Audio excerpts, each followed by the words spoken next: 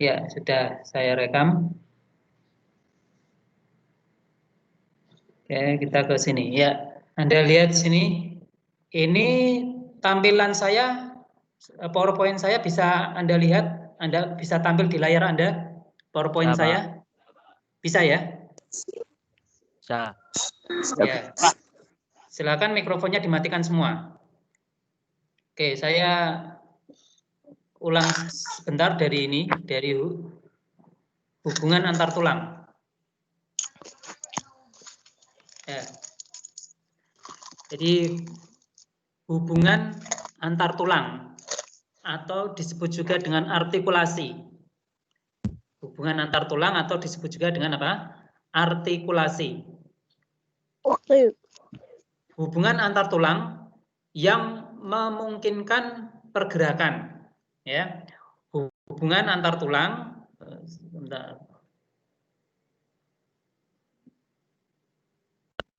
nah di sini. Hubungan antar tulang yang memungkinkan pergerakan disebut dengan persendian, ya. Jadi persendian adalah apa? Hubungan antar tulang yang memungkinkan pergerakan. Hubungan antar tulang yang memungkinkan adanya pergerakan, itu namanya persendian. Nah, persendian itu pembentukan sendi, ya. Pembentukan sendi itu dimulai dari perbesaran kartilago, ya, kartilago. Kedua ujungnya dibungkus oleh jaringan ikat yang disebut dengan kartilago artikulasi. Kedua ujung kartilago membentuk sel-sel tulang ke arah dalam. Kemudian kedua ujung tulang dan kartilago artikulasi dibungkus oleh membran sinovial, menghasilkan minyak sinovial atau pelumas tulang. Jadi di sini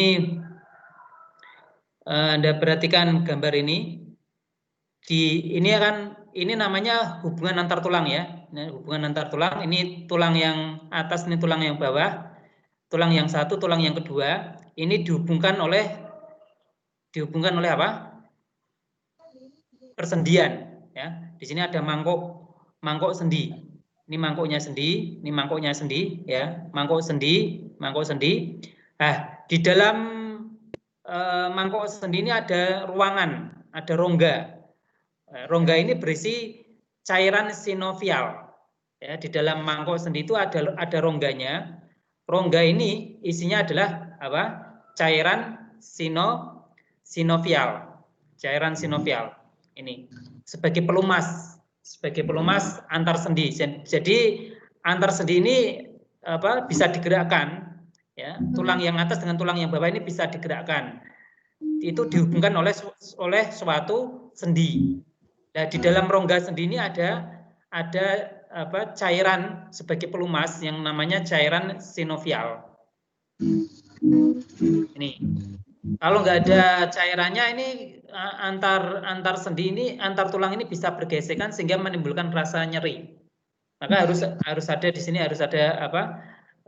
Cairan sebagai pelumas sehingga pada saat tulang yang atas atau bawah ini bergerak, gesekan antar tulang ini tidak menimbulkan rasa sakit, ya.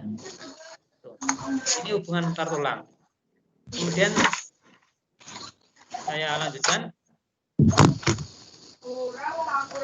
Sendi mati. Ini macam-macam sendi, ya, macam-macam sendi yang kemarin sudah kita bahas, tapi kita ulang sebentar ini, ya. Jadi suaranya siapa, Mbak? Mbak Mel.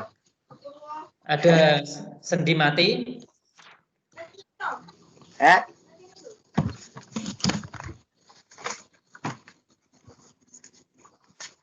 Tolong itu dimatikan.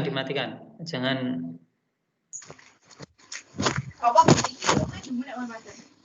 Nah, tak urip dulu. Tak urip wae. Ya, dimatikan aja mikrofonnya. Nah, nggak usah berbicara dulu, mengganggu, ya. Dimatikan. Dah, kita lanjutkan.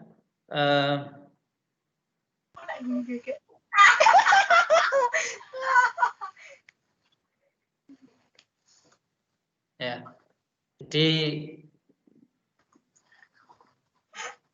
Dimatikan. Ngebak, Pak. Ya, ini sendi mati. Sendi mati atau sinartrosis. Sendi mati Sendi atau mati. sinartrosis adalah hubungan antar tulang yang dihubungkan oleh serabut jaringan ikat sehingga tidak dapat digerakkan. Jadi macam-macam sendi nih ya, macam-macam sendi. Yang pertama adalah sendi mati. Jadi sendi mati ini adalah apa? Sendi mati adalah hubungan antar tulang ya yang dihubungkan oleh serabut jaringan ikat sehingga hubungan antar tulang ini tidak bisa digerakkan. Tidak memungkinkan untuk adanya pergerakan antar tulang itu. Nah, sendi seperti ini dinamakan sendi mati. Contohnya hubungan antar tulang pada tulang tengkorak yang kemarin sudah kita bahas. Ya. Hubungan antar tulang pada tulang tengkorak itu sendinya sendi mati. Ya. Karena pada hubungan antar tulang itu tidak memungkinkan adanya pergerakan antar tulang. Ya, karena itu dihubungkan oleh jaringan ikat. Terus yang kedua, sendi yang kedua adalah sendi kaku. Sendi kaku atau amfiartrosis. Ya, sendi kaku atau amfiartrosis. Sendi kaku ini merupakan hubungan antar tulang yang dihubungkan oleh kartilago.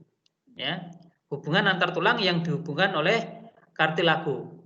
Kalau sendi kaku itu cirinya dia bisa terjadi gerakan, tapi gerakannya itu terbatas. Ya, jadi hubungan antar tulang ini bisa menimbulkan gerakan, tetapi gerakannya terbatas. Ini namanya sendi kaku.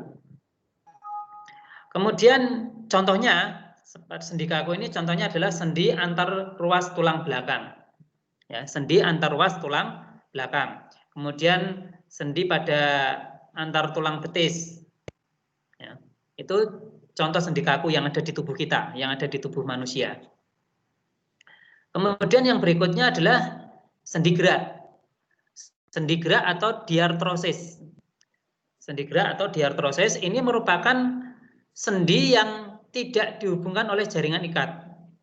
Ya, sendi gerak atau diartrosis adalah apa? Sendi yang tidak dihubungkan oleh jaringan ikat. Sendi yang tidak dihubungkan oleh jaringan ikat. Pada sendi gerak ini antar tulang itu memungkinkan terjadinya gerakan yang bebas. Ya, jadi hubungan antar tulangnya bisa memungkinkan gerakan yang bebas. Contohnya sendi pada apa?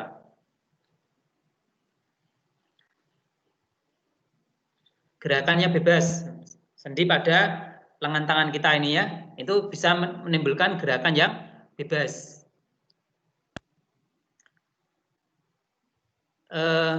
Ini sendi gerak sudah.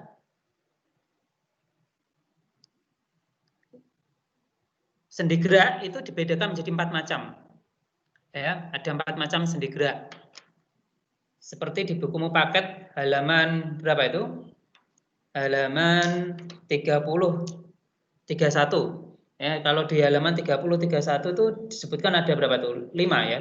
Sendi peluru, sendi engsel, sendi putar, sendi pelana dan sendi geser. Di sini kurang 1, ditambah 1 nanti. Ditambah sendi geser. Kemarin sudah kita bahas ya, ada 5. Nah, ini di slide PowerPoint saya kurang 1. Nanti ditambahin 1 yaitu sendi sendi geser. Jadi yang pertama sendi peluru, sendi engsel, sendi putar, sendi pelana, dan yang terakhir adalah sendi geser. Yang pertama ini sendi engsel yang kemarin sudah kita bahas. Sendi engsel yaitu sendi yang salah satu tulangnya hanya dapat digerakkan ke satu arah. Ya, sendi engsel. Dinamakan engsel itu ya seperti engsel pintu itu ya. Jadi Anda bisa bayangkan seperti engsel pintu. Engsel pintu itu kan gerakannya hanya satu arah. Makanya sendi ini dinamakan sendi engsel karena dia hubungan antar tulangnya itu memungkinkan gerakan hanya satu arah. Ya, contohnya pada lutut kita, pada siku kita ini, pada ruas antar jari itu gerakannya gerakan satu arah. Ya, Sendinya sendi engsel. Itu yang pertama. Yang kedua, sendi gerak. Ya, sendi gerak. Atau maksud saya di sini sendi gerak yang kedua adalah sendi peluru ya, sendi peluru. Sendi peluru ini memungkinkan terjadinya gerakan yang ke segala arah. Ya, dinamakan sendi peluru karena bentuknya seperti peluru. Anda bisa lihat gambarnya di sini ya. Gambarnya di sini seperti apa? Peluru. Dinamakan sendi peluru. Ya, ini bisa memungkinkan terjadinya gerakan ke segala arah. Kemudian kedua ujung tulang berbentuk mangkok. Kedua ujung tulang berbentuk mangkok. Ini bentuknya mangkok. Dan bonggol. Yang saat ini bonggol, yang ini mangkok. Yang atas ini adalah mangkok, yang ini bonggol seperti peluru. Contohnya ini adalah sendi antar gelang bahu, tulang lengan atas, dan antara tulang paha dan gelang panggul. Itu contoh sendi peluru. Terus berikutnya adalah sendi putar. Sendi putar. Ya. Sendi ini hubungan antar tulang yang antara yang satu dengan yang lainnya itu mengitari, sehingga memungkinkan gerakan memutar. Ya. Di antara tulang yang satu, ujung tulang yang satu dengan mengitari ujung tulang yang lain, sehingga memungkinkan gerakan yang memutar. Contohnya sendi antara tulang atlas ya dengan tulang leher, sehingga kepala kita bisa berputar ke kanan dan ke kiri. Ya, ini sendi putar. Kemudian yang keempat, sendi pelana. Sendi pelana. Dinamakan pelana ini karena bentuknya sendi ini seperti pelana kuda. Ya, seperti pelana kuda. Anda kalau lihat pelana kuda itu bentuknya mirip dengan sendi ini. Maka dinamakan sendi pelana. Nah, sendi pelana ini dia memiliki dua poros, ya, dua poros. Ini contohnya pada tulang ibu jari, tulang telapak tangan, dan ruas jari tangan. Ya. Itu yang sendi. Sekarang kita ke otot. Tambah satu lagi tadi ya, sendi geser di buku paket nanti Anda baca. Yang kemarin sudah kita bahas halaman 31 buku paket. Itu ada sendi geser. Sekarang otot, halaman 33 buku paket. Halaman 33 buku paket tentang otot. Apa itu otot? Otot adalah alat gerak aktif, ya. Otot adalah alat gerak aktif karena dapat berkontraksi. Di otot itu adalah alat gerak aktif karena dapat berkontraksi. Ya, jadi pada saat bergerak dia berkontraksi. Ciri-ciri otot. Yang pertama, kontraktibilitas. Dia bisa memendek, ya, bisa memanjang, tergantung gerakannya.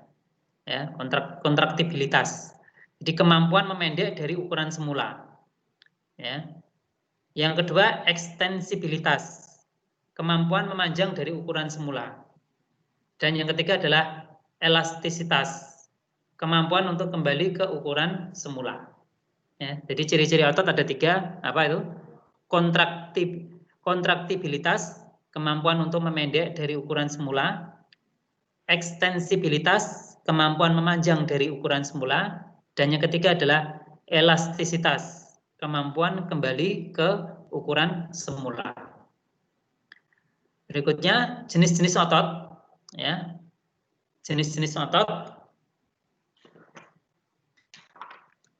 Jadi kalau di bukumu paket itu ada di halaman 37, 38 itu ya, jenis-jenis otot di buku paket halaman 37, 38.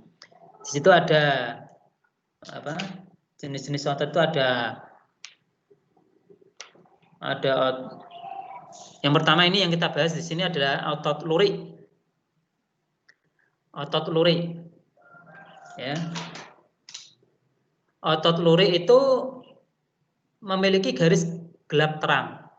Kenapa diberi nama lurik? Karena dia lurik-lurik, ada garis gelap terang, gelap terang, gelap terang. Ya. Di sini gelap, di sini terang, di sini gelap, di sini terang, di sini gelap, di sini terang.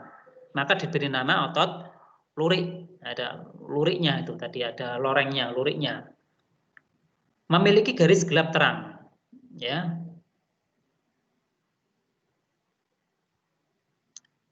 Di sini kenapa berwarna gelap dan berwarna terang? Karena dia mengandung zat yang namanya aktin dan miosin. Ini zat yang berfungsi dalam menggerakkan otot. Otot lurik ini dia berbentuk silinder. Ya, bentuknya silinder. Tahu ya, silinder. Dan memiliki banyak inti di tepi. Jadi di setiap tepi itu ada intinya. Ini inti, nukleus. Nukleus itu inti, ya, inti sel atau nukleus di tepinya. Dia memiliki banyak inti. Inti di sini maksudnya adalah inti sel di tepi, ya. Ini otot lurik. Terus yang kedua, di sini membahas jenis-jenis otot lurik. Otot lurik ya. Tadi sudah, ini dilanjutkan lagi. Kerja otot lurik ini dikendalikan oleh otak. Artinya untuk menggerakkan otot lurik itu harus atas perintah otak. Otak memerintahkan baru otot lurik itu bekerja. Makanya otot lurik disebut juga sebagai otot yang sadar. Otot yang sadar. Karena untuk bekerja, otot lurik itu bekerja itu atas perintah otak. Otot rangka, otot lurik. Kemudian yang berikutnya ada otot rangka merupakan otot lurik. Otot rangka itu merupakan otot lurik. Ya. Otot rangka, apa itu otot rangka? Otot rangka adalah otot yang paling banyak terdapat di dalam tubuh kita. Dia menempel di rangka-rangka tubuh kita. Ya. Di otot rangka itu dia melekat pada tulang-tulang yang ada di tubuh kita. Ini otot yang paling banyak di dalam tubuh kita. Anda bisa baca di buku paket halaman 37 itu ya, tentang otot rangka.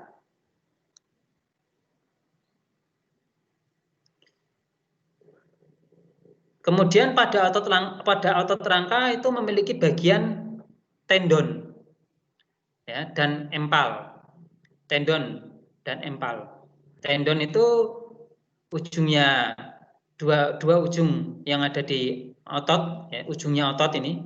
Kemudian empal itu bagian tengahnya otot. Tendon yang melekat pada tulang itu disebut dengan origo. Tendon yang melekat pada tulang yang dapat bergerak namanya insersio. Jika otot berkontraksi, maka empal atau bagian tengah tulang, bagian tengahnya otot, ya. Jika otot berkontraksi, maka empal atau bagian tengahnya otot itu akan bisa membesar, bisa memendek, ya. Bisa membesar, bisa memendek, tergantung arah geraknya. Dan mengeras membuat tulang terangkat. Terus yang berikutnya adalah otot polos. Tadi otot lurik. Otot lurik tadi contohnya adalah otot rangka ya. Kemudian yang kedua adalah otot polos. Otot polos.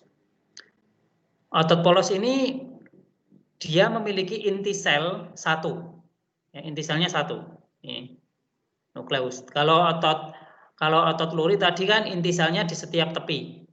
Banyak inti selnya, tapi dia berada di setiap tepi otot. Tapi kalau otot polos ini dia inti selnya hanya 1, yaitu di tengah. Berbentuk gelendong dengan kedua ujung meruncing. Kalau otot lurik tadi bentuknya adalah apa? Bentuknya tadi apa? Silinder ya. Silinder. Tapi kalau otot polos ini dia berbentuk gelendong dengan kedua ujung meruncing. Kemudian otot polos ini dia bekerjanya secara tidak sadar. Ya, otot polos ini dia bekerja secara tidak sadar. Maksudnya tidak sadar itu tidak atas perintah kerja otak, tidak atas perintah otak kita. Contohnya Contohnya otot yang ada pada jantung kita. Jantung kita itu kan selalu berdenyut.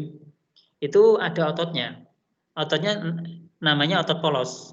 Otot yang ada di jantung kita itu termasuk jenis otot polos. Karena apa? Karena kerjanya otot jantung kita itu dia bekerja secara tidak sadar, tidak atas perintah kerja otak. Jadi otak kita tidak memerintahkan supaya jantung kita berdenyut, tapi jantung kita selalu berdenyut setiap detiknya. Kalau tidak berdenyut maka mati kan. Nah, Iri bila bos. Nah, otot jantung itu termasuk jenis otot polos karena bekerjanya secara tidak sadar. Kemudian otot polos ini dia tidak cepat lelah. Ya, tidak cepat lelah. Tidak beda dengan otot lurik tadi. Kalau otot lurik itu kalau sering digerakkan dia cepat lelah. Tapi kalau otot polos itu dia tidak cepat lelah. Ya, ini contoh-contohnya. Contoh-contoh selain tadi otot polos ya. Contoh-contohnya selain di jantung itu ada di saluran pencernaan kita, di kelamin kita, di saluran ekskresi atau saluran pembuangan, di pembuluh darah itu terdapat otot polos. Dan itu bekerjanya semuanya tanpa perintah otak, ya, dia bekerja sendiri.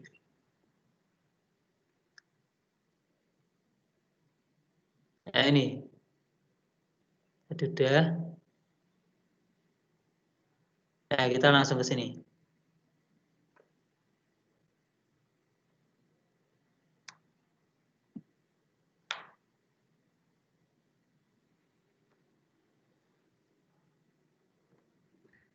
Sifat kerja otot. Sifat kerja otot. Yang pertama antagonis. Kerja dua otot yang berlawanan. Kontraksi dan relaksasi. Ya, sifat kerja otot yang pertama dia bersifat antagonis. Apa itu antagonis? Antagonis adalah kerja dua otot yang dia berlawanan. Berlawanan ya, antagonis. Contohnya pada yang pertama ini contohnya pada sendi siku dan lutut. Pada sendi siku ya, pada sendi siku itu sendi siku kita kan bisa kita bengkokkan, bisa kita luruskan. Ya, bisa kita bengkokkan, bisa kita luruskan. Ya, kita bengkokkan itu berarti fleksi, kita luruskan ekstensi. Bahasa Latinnya fleksi, kita luruskan, bahasa Latinnya ekstensi. Kemudian yang kedua, gerakan yang sifatnya antagonis ya, antagonis, menjauhi mendekati, ya, menjauhi itu atau abduksi, mendekati atau adduksi. Contohnya gerakan menjauhi dan mendekati ini adalah contohnya pada sendi lengan atas dan sendi paha, ya, sendi lengan atas dan sendi paha. Terus contoh sifat yang antagonis yang lainnya yaitu menelungkup, menengadah. Menelungkup, menengadah. Menelungkup atau bahasa Latinnya adalah pronasi, menengadah bahasa Latinnya adalah supinasi. Contoh gerakan menelungkup dan menengadah itu contohnya adalah pada saat membalikkan telapak tangan, ya. Kemudian sifat antagonis yang keempat yaitu depresi, elevasi. Apa itu? Depresi itu ke bawah, elevasi itu ke atas. Contohnya adalah gerakan kepala menunduk itu dan kepala menengadah. Ya, kepala menunduk ke bawah dan kepala sedang menengadah. Ini sifat kerja otot. Kemudian yang pertama tadi antagonisnya, yang kedua adalah sinergis. Sifat yang kedua, sifat kerja otot yang kedua yaitu sinergis. Sinergis itu bahwa dua otot itu bekerja saling bekerja sama. Jadi kalau ada dua otot yang kerjanya saling bekerja sama, itu dia berarti dia bersifat sinergis. Contohnya adalah otot pronator. Ya, pronator teres dan pronator quadrus. Ini bisa menimbulkan gerakan yang menelungkup dan menengadah pada telapak tangan. Sebentar, ini saya unduhnya dulu.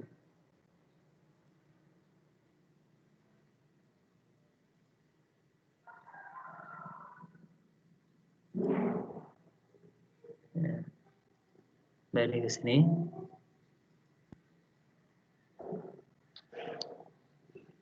Terus kita ke ini, ke gangguan dan kelainan rangka dan otot.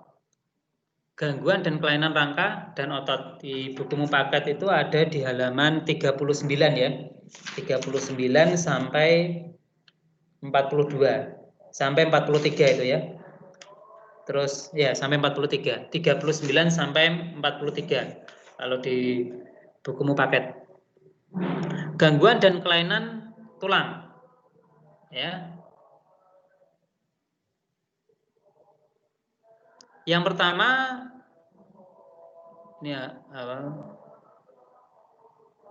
Ini macam-macamnya nih, skoliosis. Namanya adalah gangguan yang pertama namanya adalah skoliosis. Skoliosis. Anda bisa lihat di bukumu paket skoliosis di halaman 42 itu ya. 42 43. Skoliosis itu adalah gangguan tulang, yaitu tulang belakang bagian punggung itu membengkok ke kiri atau ke kanan. Jadi skoliosis itu gangguan pada tulang bagian belakang atau tulang punggung, dia membengkok ke kiri atau ke kanan. Kemudian yang kedua adalah lordosis. Lordosis ini adalah gangguan pada tulang belakang, tulang bagian belakang, tulang punggung belakang, itu dia membengkok ke depan. Kemudian yang ketiga adalah kifosis. Kifosis ini adalah gangguan pada tulang belakang, dia membengkok ke belakang, ya, membengkok ke belakang. Anda bisa lihat gambarnya di buku paket halaman 42 itu ada. Yang keempat adalah fraktur. Tulisannya fraktura, tapi bacanya fraktur. Fraktur ini adalah patah tulang. Ya, tulangnya mengalami kepatahan, patah karena kecelakaan atau hal yang lain. Kemudian yang kelima adalah gangguan tulang yang kelima yaitu osteoporosis, yaitu tulang menjadi rapuh. Tulang menjadi rapuh karena berkurangnya jumlah kalsium dan mineral yang ada di dalam tulang. Osteoporosis, yaitu tulang menjadi rapuh karena berkurangnya jumlah kalsium dan mineral yang ada di dalam tulang. Biasanya ini terjadi pada orang-orang yang sudah lanjut usia. Ya, orang-orang yang sudah lanjut usia itu biasanya mengalami osteoporosis. Karena seiring dengan bertambahnya usia, itu jumlah kalsium dan mineral yang ada di dalam tulang orang itu akan semakin berkurang. Ya, sehingga bisa mengalami kerapuhan tulang. Kemudian yang keenam yaitu rakitis. Ya, rakitis. Rakitis itu apa? Yaitu penyakit yang disebabkan oleh kekurangan vitamin D dan kalsium. Ya, penyakit yang disebabkan oleh kekurangan vitamin D dan kalsium. Sehingga karena dia kekurangan vitamin D dan kekurangan kalsium, maka bisa menyebabkan tulangnya itu tumbuh tidak sempurna. Di pertumbuhan tulang itu menjadi tidak sempurna. Nah, gejala penyakit ini ditandai dengan misalkan kakinya bengkok. Ya, seorang anak kecil yang kakinya itu membentuk huruf O, ya tidak persis O bulat tidak, tapi arahnya ke arah membentuk O atau membentuk huruf X, itu adalah tanda bahwa anak tersebut mengalami kekurangan vitamin D, mengalami kekurangan kalsium, sehingga pertumbuhan tulangnya menjadi tidak sempurna. Tuh, macam-macam gangguan dan kelainan tulang. Ya, ini tadi ya, gambarnya seperti ini. Yang ini tadi skoliosis, ini tulang belakangnya membengkok ke arah kanan, ke arah kiri. Ya, yang ini adalah lordosis. Ini yang ini membengkok ke arah depan, yaitu kifosis. Nah, ini yang kalau gambar yang ini adalah sikap duduk yang benar. Jadi pada saat kita membaca buku dengan duduk itu sikap duduknya yang benar harus seperti ini, tegak, ya. Tulang bagian belakang ini kita apa? Kita harus duduknya harus tegak sehingga tulangnya ini bisa tegak, ini nanti terbentuknya tegak, ya, tegak. Sikap duduk yang benar. Ya, kita lanjutkan.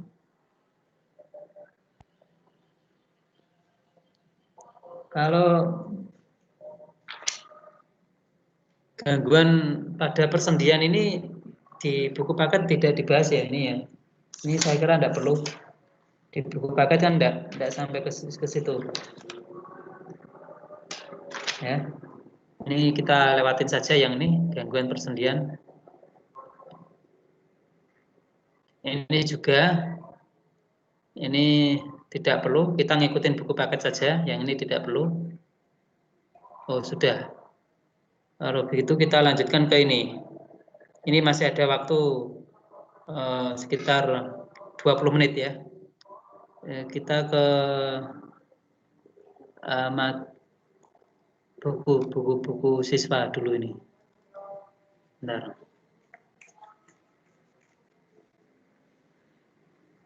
Kita lanjutkan ke sistem gerak hewan. Sistem gerak hewan. Ini nanti juga masuk penilaian tengah semester.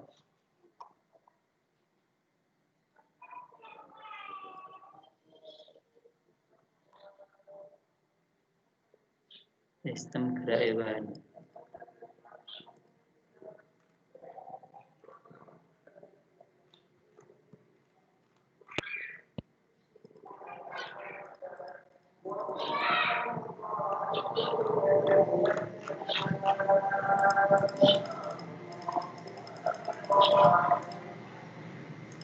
Ini masih terus, ini tadi sudah. Nah ini sistem gerak hewan. Kita langsung ke ini. Ya, karena waktunya mepet, kita langsung ke gerak hewan dalam air ya. Gerak hewan dalam air.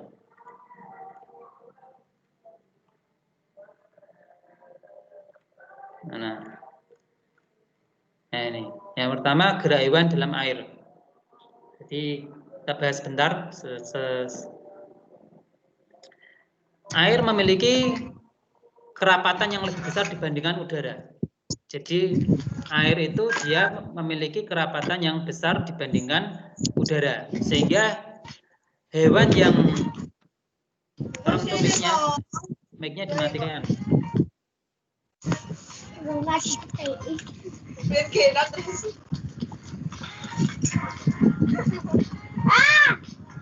Mic-nya dimatikan, mic-nya.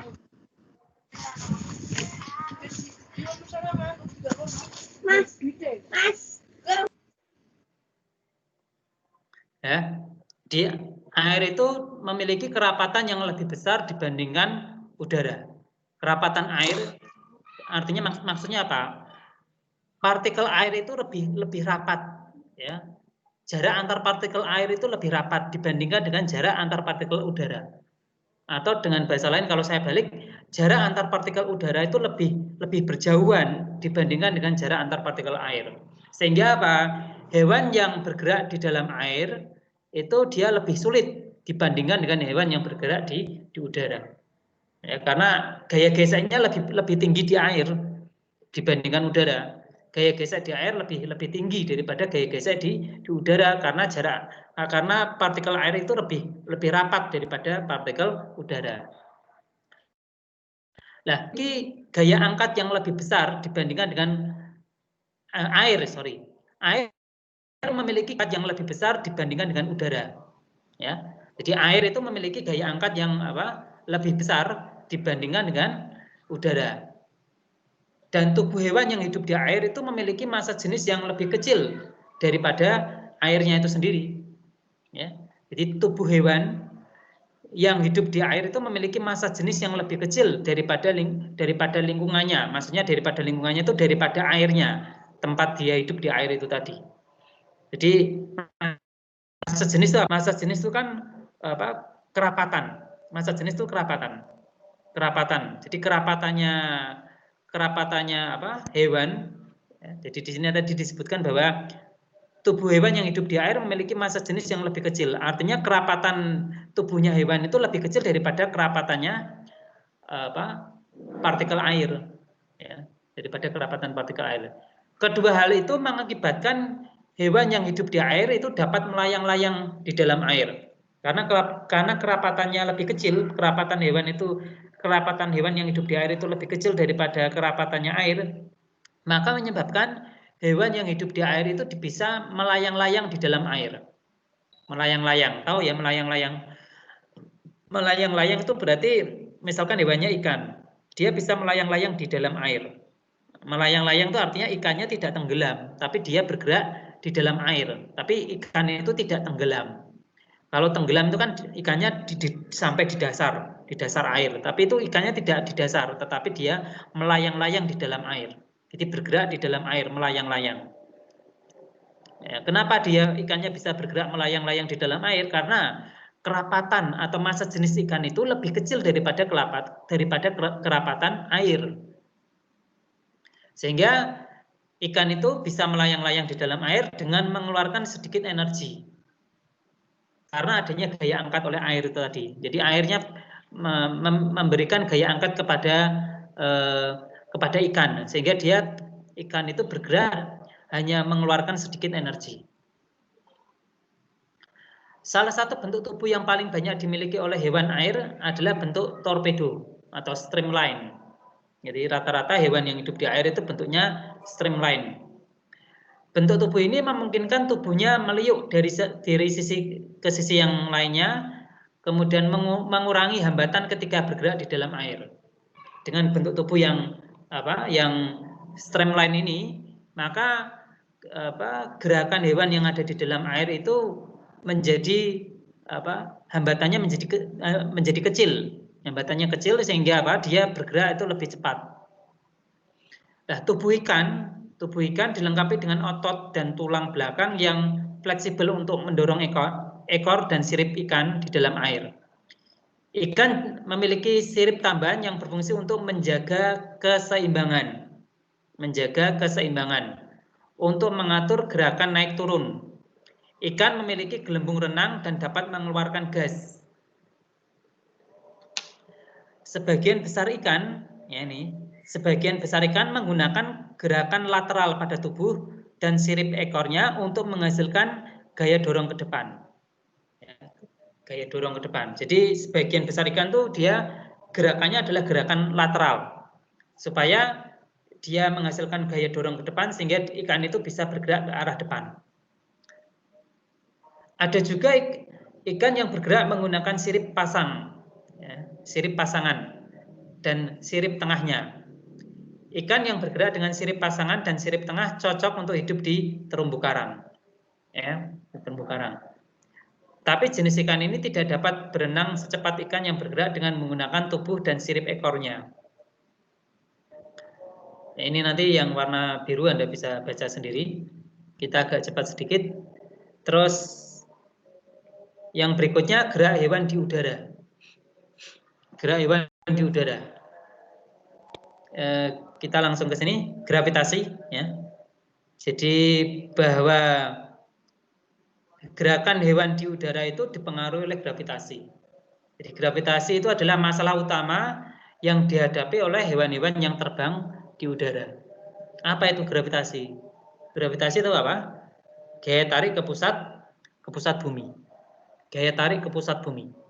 Jadi semua benda-benda yang berada di permukaan bumi, di atas permukaan bumi itu semuanya ditarik oleh gaya gravitasi yang arahnya ke pusat bumi. Nah, tubuh hewan-hewan tersebut harus memiliki gaya angkat yang besar untuk mengimbangi gaya gravitasi. Pak, sasar. Karena tidak mungkin tubuh hewan itu memiliki massa jenis yang mendekati massa jenis udara. Jadi gaya angkatnya harus lebih besar daripada gaya gravitasi. Sehingga supaya hewan yang hidup di udara itu bisa bergerak, bisa mengangkat tubuhnya.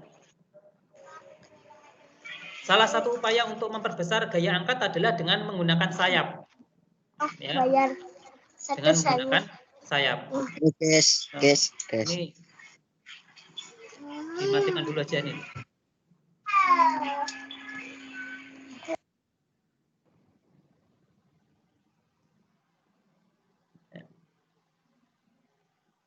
Nah, ini sayap pesawat terbang ini ya, dibuat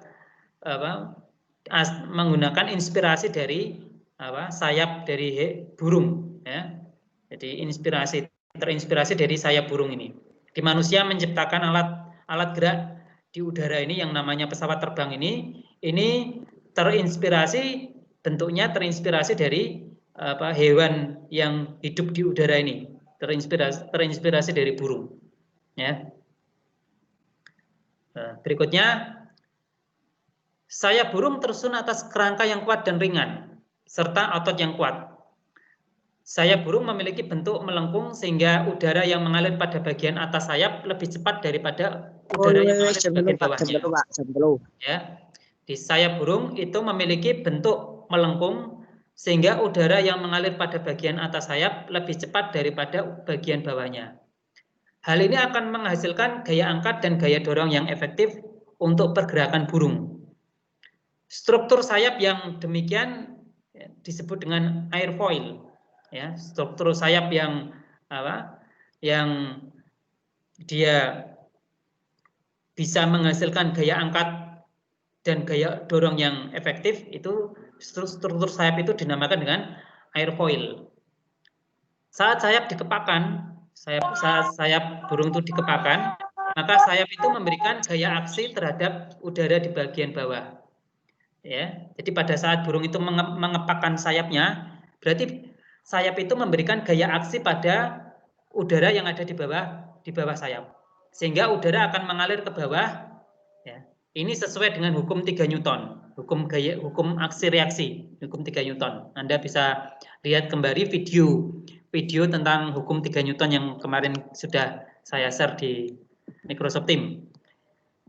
Ketika benda pertama memberikan gaya aksi pada benda kedua, maka benda kedua akan memberikan gaya reaksi pada benda pertama. Ini bunyi dari hukum 3 Newton. Ya. Ketika benda pertama itu memberikan gaya aksi pada benda kedua, maka benda kedua akan memberikan gaya reaksi pada benda pertama. Hal inilah yang membuat burung itu dapat terangkat ke atas. Ya, itu karena adanya gaya aksi reaksi itu tadi, sehingga burung itu bisa tubuhnya bisa terangkat ke atas. Ya.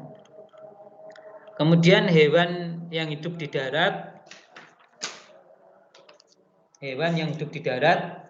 nih, nah, saya kira ini untuk materi ini kan saya kira mudah untuk dibaca sendirian. Hewan yang hidup di darat, kemudian ada sistem gerak pada tumbuhan, itu juga mudah ya. Nanti ujian tengah semesternya, penilaian tengah semesternya nanti sampai itu.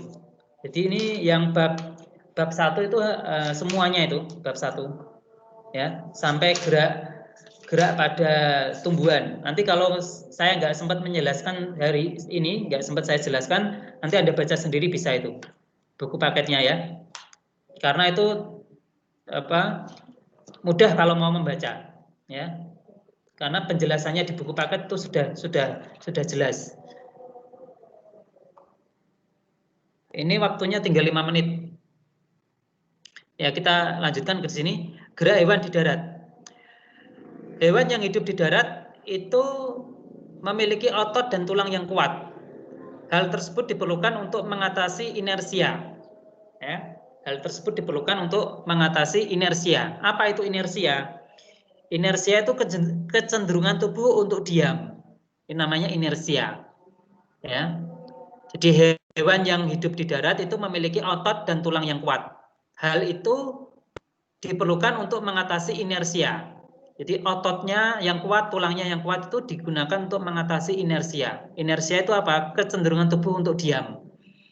Ini hukum 1 Newton. Hukum 1 Newton. Hukum 1 Newton itu disebut juga dengan hukum inersia atau hukum kemalasan. Jadi orang yang tubuhnya atau benda yang tubuhnya besar itu dia cenderung untuk diam. Sedangkan benda yang ukurannya kecil atau orang yang ukurannya kecil itu dia cenderung untuk mudah bergerak. Ya, cenderung untuk mudah bergerak. Itu hukum 1 Newton, hukum inersia. Misalkan butiran debu. Butiran debu itu kan ukurannya kecil. Kalau tertiup angin dia mudah bergerak, mudah terbang. Tapi kalau batu yang besar, seperti di sungai itu ada batu besar, ukurannya besar, terkena arus sungai, terkena arus air, seberapa deras pun arus air yang mengenai batu yang berukuran besar itu, batunya akan diam saja. Karena dia ukuran batunya besar, sehingga dia memiliki inersia yang tinggi, atau memiliki kecenderungan untuk diam yang tinggi. Ya, kemalasannya tinggi, inersia. Nama orang yang gemuk-gemuk itu dia juga cenderung untuk malas bergerak. Ya bergerak, tetapi bergeraknya terbatas. Ya, tidak selincah orang yang tubuhnya ramping. Itu namanya inersia.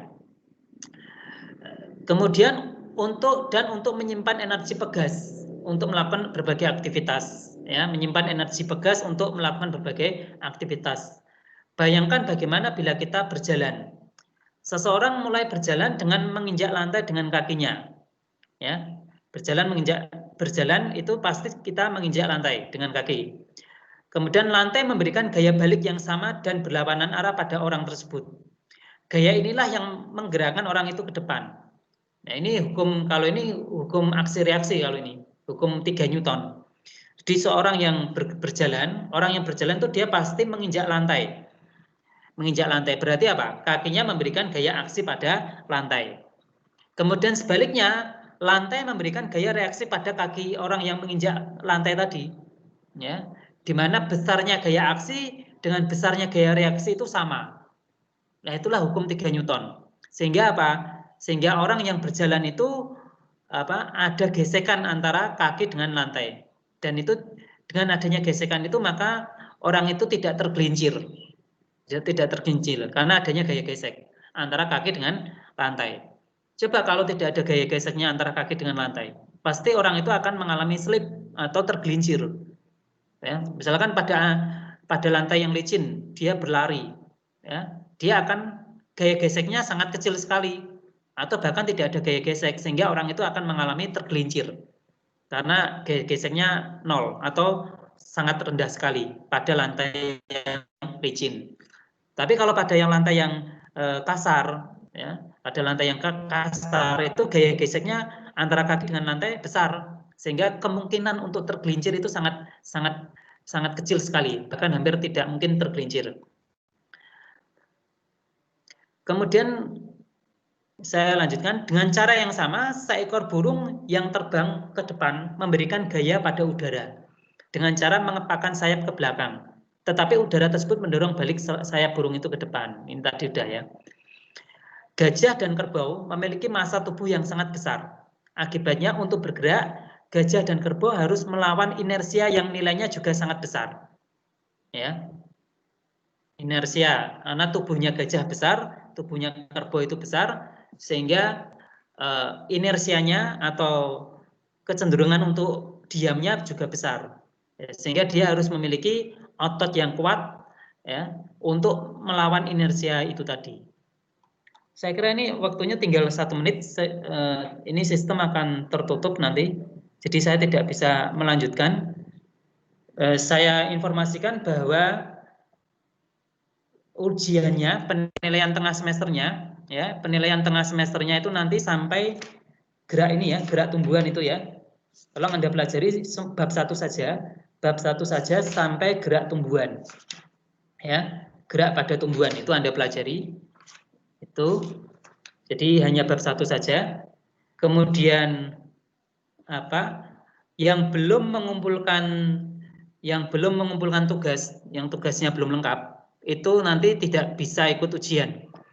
Tidak bisa ikut PTS, penilaian tengah semester. Jadi nanti yang bisa ikut PTS atau penilaian tengah semester adalah siswa yang sudah mengumpulkan tugas, Jadi nanti sistem akan saya atur di mana yang bisa mengikuti PTS hanya siswa yang sudah mengumpulkan tugas. Yang belum tidak bisa mengikuti penilaian tengah semester. Ya, segera diselesaikan tugas-tugasnya yang belum. Untuk pertemuan hari ini tidak ada tugas, yang hari Jumat kemarin juga tidak ada tugas, yang hari Sabtu ini juga tidak ada tugas. Silakan yang belum menyelesaikan tugas, tugasnya diselesaikan, dikumpulkan, ya. Itu nanti di sistem akan mengatur sendiri. Nanti siswa yang yang belum nanti akan otomatis tidak akan bisa mengikuti ujian. Begitu ya. Ada pertanyaan sampai sini? Tidak. Ya, ini waktunya sudah jam 3. Saya kira saya cukupi. Minggu depan kita tidak ada pertemuan ya, tidak ada pelajaran.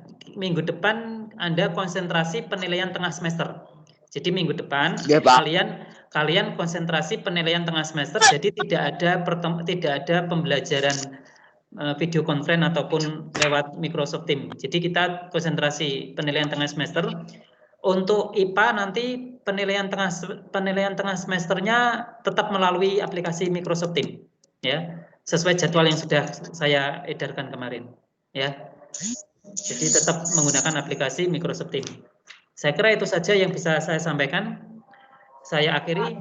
Wassalamualaikum warahmatullahi wabarakatuh. Waalaikumsalam.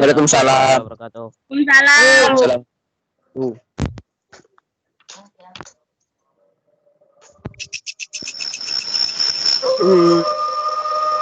Ya, belum.